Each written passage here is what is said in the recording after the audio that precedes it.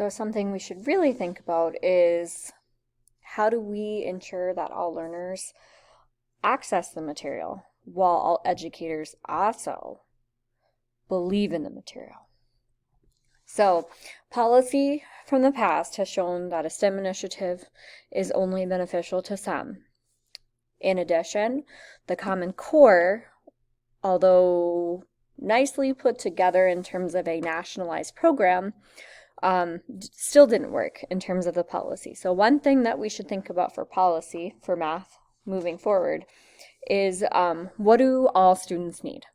All students do not need higher level math. They do not need to close doors either. They need access to the math topics and curriculum to ensure that doors stay open, but also ensuring it's applicable to real life situations.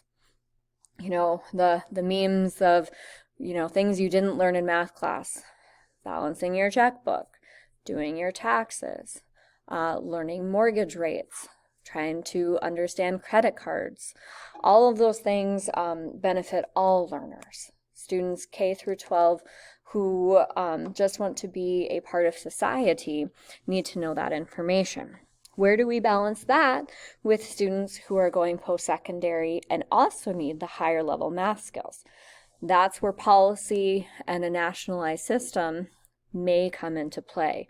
The unification between post-secondary understanding and secondary understanding need to somehow merge to allow for students to get the necessary skills and support in a K through 12 setting, while also allowing them to have their doors open to still go into a STEM curriculum post-secondary if they choose. Of course, ACT scores and standardized testing scores also play into that, so understanding how or what testing needs to be done in order for students to really be assessed also plays into a policy. In addition, how can teachers be supported? So if a new policy is put in place, the Common Core, when I had to go through training, took 3 years, and then we implemented it for a year, and then it went away. So how can we support teachers and to ensure that this curriculum stays and it's not another educational push and pull? We push it in, people pull away, and it goes away the next day. This is something that needs to be thought of for all learners. How do we support the ones with numerical analysis issues? How do we support the students who can't memorize their times tables? How do we provide information to students for real life application while also pushing them for higher mathematical topics? Regardless of those answers, unification has to allow for progress. So these state standards for math don't allow for individual teachers to pool their resources together nationally. What they do in Texas may not meet the standards I have in Minnesota. Therefore, I have to rely on my district and my state to identify specific interventions, as I can't specifically ask other disciplines.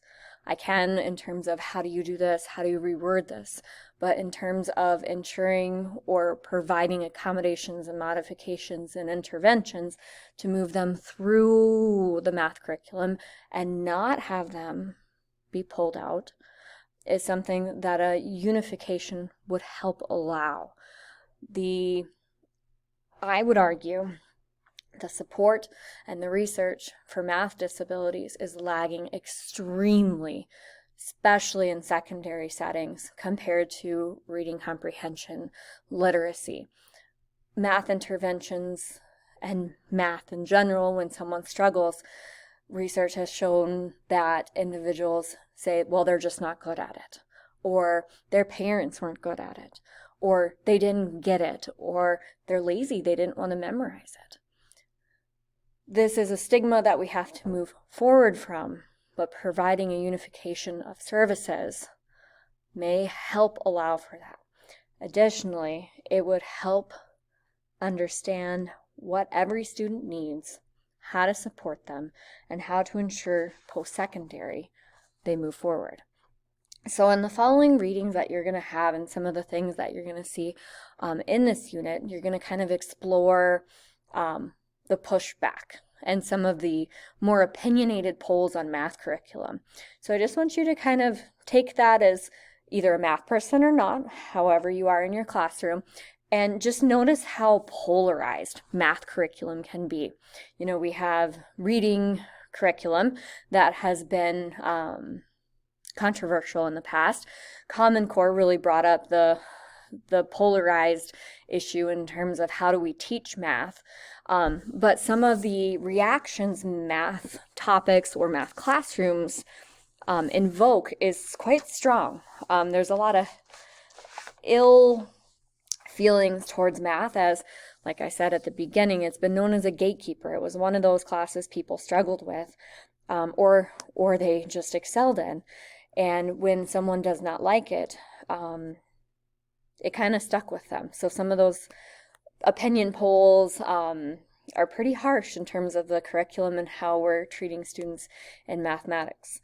The other 3 articles, the peer-reviewed journal ones, are trying to just show you kind of the history of the math curriculum and how disjointed it really is. It's not very smooth, and how politics has played into the math curriculum as it is a gatekeeper. They really truly believe in the legislature that math provides opportunities, where I would also argue math limits opportunities. So hopefully those articles are exciting. If you have any questions, obviously post in the discussion board, and I hope that you enjoy the learning about math curriculum this week. Thank you.